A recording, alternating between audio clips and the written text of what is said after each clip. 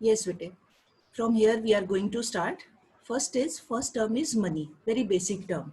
Now, what is the meaning of money? Before coming to this, I just want to let you know the reasons for which money came into existence. Now, in your ninth and 10th class, you would have come into contact with one word, that was Yeah. barter system. Okay, have you heard this topic, barter system or barter? Okay. Please mute yourself. Yes. So earlier, before the evolution of money, there was a system बच्चे of ने पता नहीं तुसी barter आ गए exchange. अच्छा अरे ये तो तुसी Sukhjit कह ma'am, दो you can mute all the children. Yes. So before the evolution of barter system of exchange, before the evolution of money, there was in existence, there was barter system of exchange. So what was there? What is the meaning of that barter system? When we exchange a commodity for another commodity. In earlier times, in the primitive civilizations, what was there? In what way people were exchanging their goods?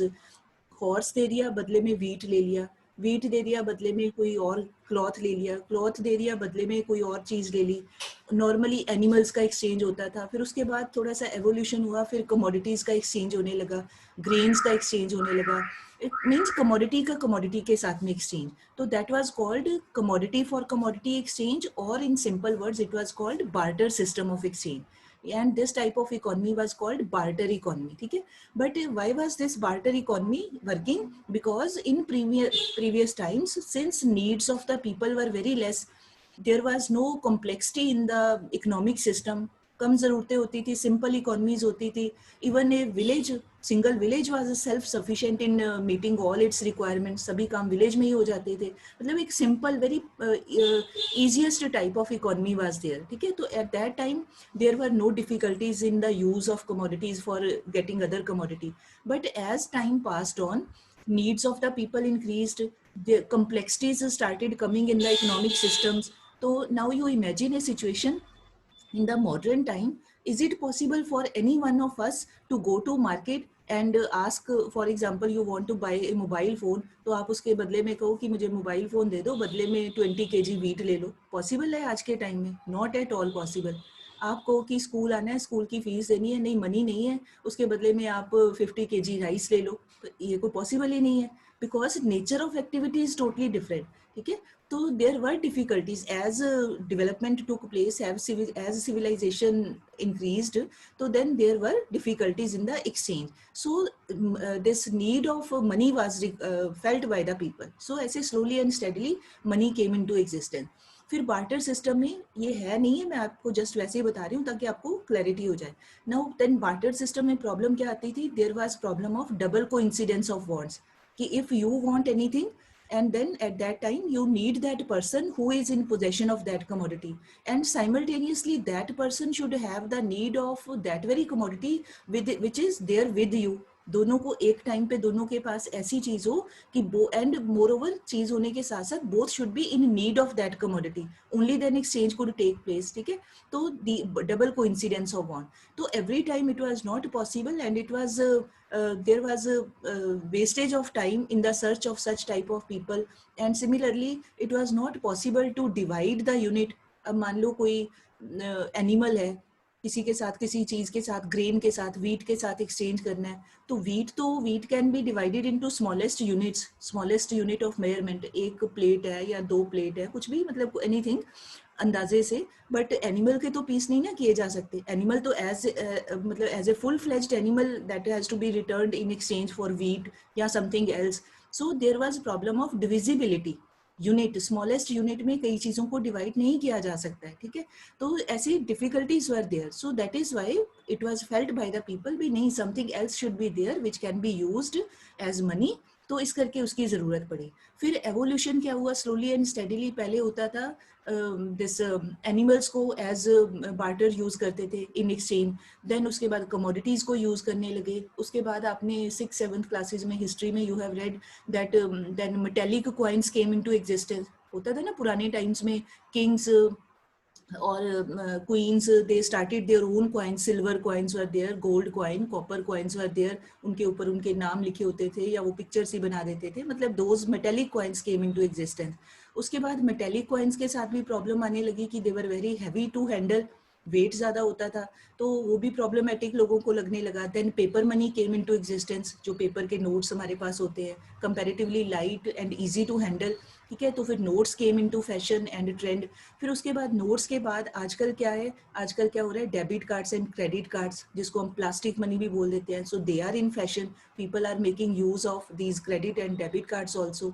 और further latest time में e banking is also being used, phone से ही हम पे कर देते हैं, net से ही हम पे कर देते हैं. ठीक है, so similarly in the days to come in future there is possibility that some other latest और advanced form of transaction can also take place. ये ई बैंकिंग के बाद भी कुछ और भी हो सकता है. Right now we don't know, but who knows what will happen after 100 years, after 200 years. ठीक है ना, आज से 2000 years पहले when coins were in trend, तो at that time people would have never thought about the debit cards और credit cards और ATM cards. लोगों को पता ही नहीं था, सोचा भी नहीं होगा. सिमिलरली आज के टाइम में whatever we are doing, we don't know what will happen after 100 years और 500 years. आगे क्या ट्रेंड हो सकता है, in what form money will be used by the people, that we right now in present we don't know. ठीक है ना, तो after all this evolution, we means all these are the forms of money which evolved होता है, got developed over a period of time, थोड़ा थोड़ा increase होना level का.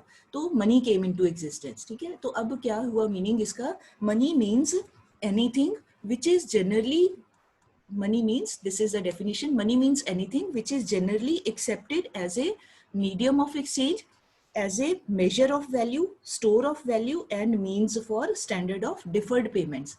ठीक है, तो बार्टर सिस्टम्स की प्रॉब्लम को कवर अप करते करते करते मनी को जो डेवलप किया गया, तो उसको हम क्या, how can we define that कि मनी इज एनीथिंग.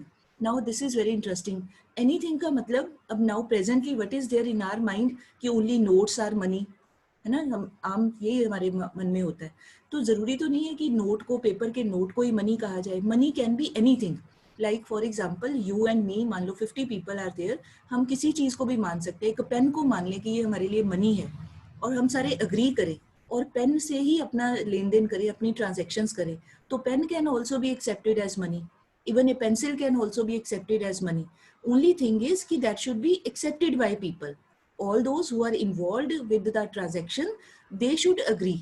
तो जिस चीज के लिए भी, किसी भी चीज के लिए जिसके लिए सारे लोग रेडी हो जाते हैं, एक्सेप्ट कर लेते हैं, that thing can qualifies as money. उसको भी हम मनी बोल सकते हैं. तो लाइन क्या बन गई, money is anything which is generally accepted by people as.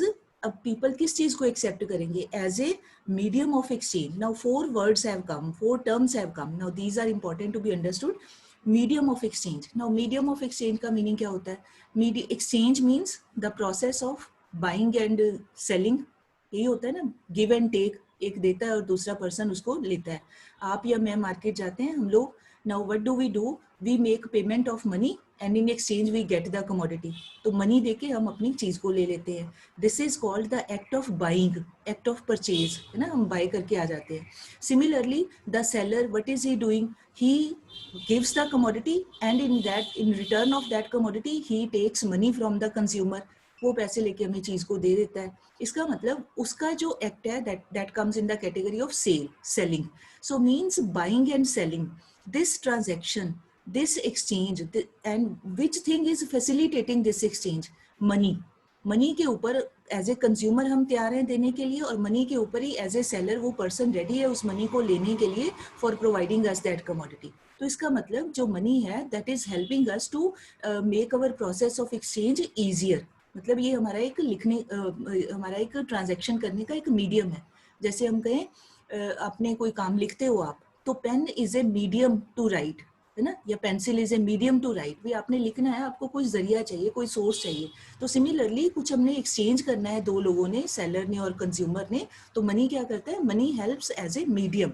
हम दोनों ही रेडी हो जाते हैं उसको देने के लिए और एज वेल एज लेने के लिए. ठीक है, तो मनी का, उस चीज को मनी माना जाएगा which can be used as a medium of exchange. ठीक है, फिर उसके बाद what is written, measure of value. Measure of value का मीनिंग है that commodity which helps us to understand or to assess या evaluate the different commodities. yardstick जिसको हम बोलते हैं. जैसे for example, now different commodities are measured in different units. जैसे आप you go to any shop, आपने कोई कपड़ा लेना है, you want to buy some cloth, तो cloth is measured in terms of meter, है ना, 2 मीटर्स, 4 मीटर, 5 मीटर, आप मीटर में उसको असेस करते हैं.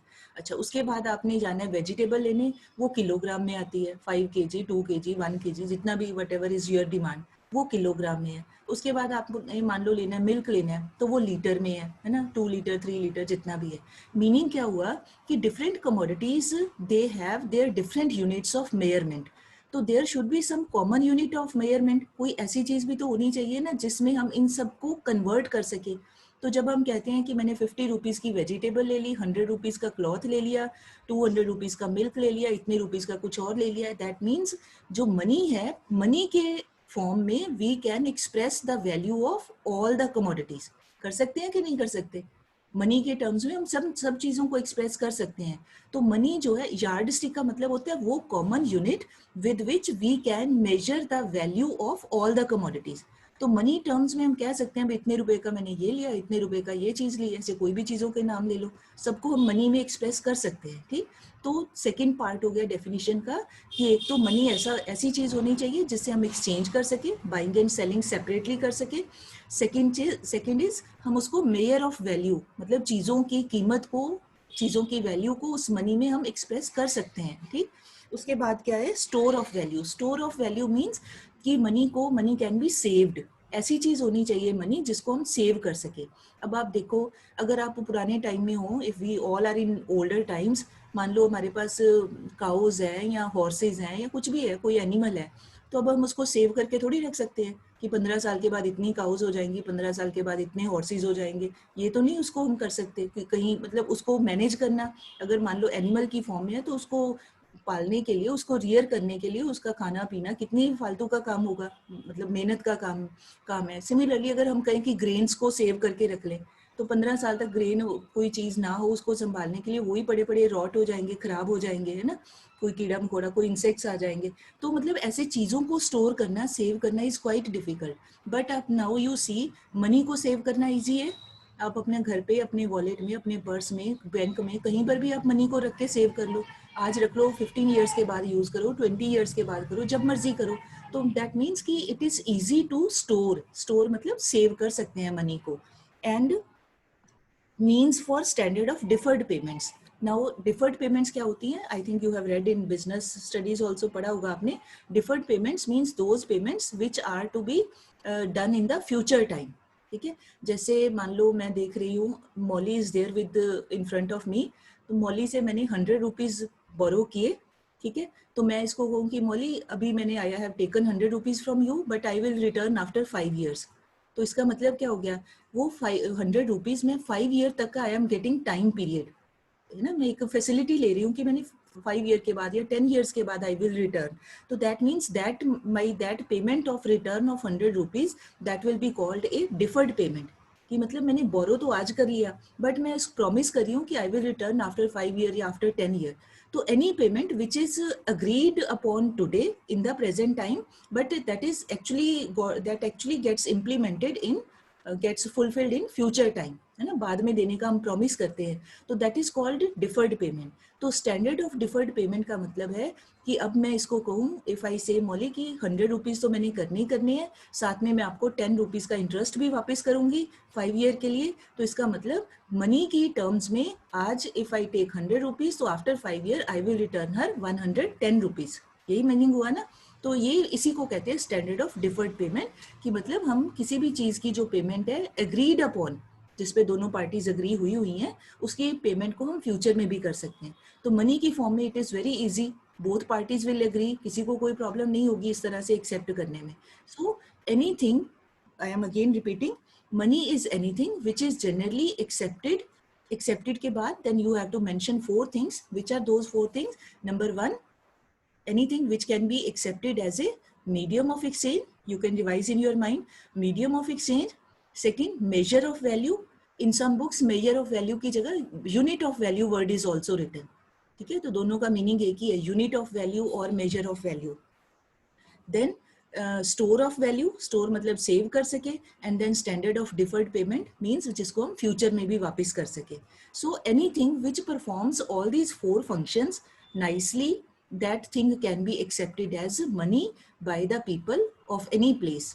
ठीक है, आप आजकल के टाइम में तो गवर्नमेंट ही डिसाइड करती है, बट अदरवाइज इन जनरल कहना हो तो anything which performs these function that can be taken as money, that can be established as money. ठीक है, this is the general basic definition.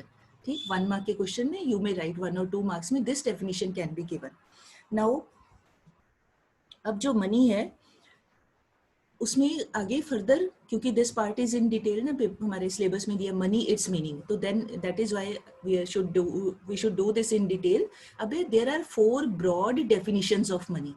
आजकल के टाइम में हम क्या लेते हैं मनी, अभी आगे डिटेल में करेंगे, कॉइन्स और नोट्स को लेते हैं ना, तो आगे ये सारा डिटेल में आएगा. तो 4 broad definitions of money are there. One is called legal definition, second is called functional definition, third is this definition on the basis of liquidity, and last is definition on the basis of scope. Okay? Now in your book, if I am not wrong, so then you please see this last segment of your book, power booster section, because in the main chapter I think it is not given. In the new books also you can see power booster. Now see, usme first heading would be given evolution of money. Is it there? है ना? Have you got it बेटे? You just shake your head. है? ठीक है, तो उसके ऊपर you write down only reading. लिख लो आप, बाद में भूल ना जाए. Evolution of money, only reading. अभी जो मैंने explain किया. No details are to be done. Just बस एक बार serious reading कर लेना. ठीक है? Now below that there heading is given definitions of money.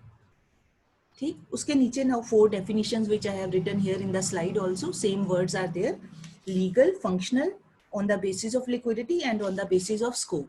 ठीक, now we have to do these in detail because they can come as 1 mark question या 2 marks question separately. Definition type कोई भी आ सकता है. So now let us start. First is legal definition. Legal definition का मतलब होता है, legal word has come from law. जैसे हम बोलते हैं ना, in pol science you have read rule of the law of the land. तो लॉ ऑफ द लैंड का मतलब कंट्री का जो भी लॉ है, कानून है, उसके according. So according to this definition, anything can be accepted as money which our law of the country decides. Law of the country मतलब हमारा देश का जो भी कानून है, गवर्नमेंट जिस भी कानून के मुताबिक कहती है, तो उस चीज को हम लीगली मानते हैं कि this is our money. Now I hope you all remember when 2-3 years back demonetization took place, तो उस समय क्या था, कौन से नोट किए थे गवर्नमेंट ने disqualify? Can anyone tell? Harshita, can you tell? Harshita Lucky, can you tell? Unmute yourself. Sukhjeet ma'am please unmute. 1 second ma'am. हाँ जी, हर्षिता कैन यू टेल बेटे, कौन से नोट अब नहीं चलते हैं? हर्षिता मैम, कौन सी वाली हर्षिता? तेरा 2 हर्षिता. हर्षिता लक्की फर्स्ट नंबर 1 बोलो. You can unmute yourself बेटे now. हाँ जी, हर्षिता कैन यू टेल बेटा? Ma'am 500 and 1000. 1000 का नोट, ठीक है. अच्छा, 500 के तो अब नए नोट भी आ गए हैं ना, तो 1000 का नोट अब नहीं चल रहा है. इसका मीनिंग क्या हो गया कि legally bye the law of the land, government के लॉ के अकॉर्डिंग अब 500 का नोट नहीं है, वो हमारे लिए मनी नहीं है. ठीक है, सॉरी 1000 का नोट. तो अब 1000 का नोट किसी के पास पड़ा भी हो, बट उसका कोई फायदा नहीं है. Nobody will accept that, nobody can do any work with the help of that note of 1000 rupee. Is it और नॉट? यही है ना. तो इसका मतलब हो गया लीगल मनी. लीगल डेफिनेशन मतलब anything can be taken as money which has been allowed by the law of the land, या which what the law says that thing is called money. कैसे भी इसको बोल सकते हैं, नो प्रॉब्लम. तो अब इसके नीचे law, I have written here legal definition of money. Further it is divided into 2 parts, मतलब 2 ways to understand it are there. First is called legal tender money and second is called non legal tender money या optional money. अब इसका meaning क्या है? Legal tender money means that money which can be legally used to make payments of our debts or of make payment of any other our obligations या responsibilities या liabilities.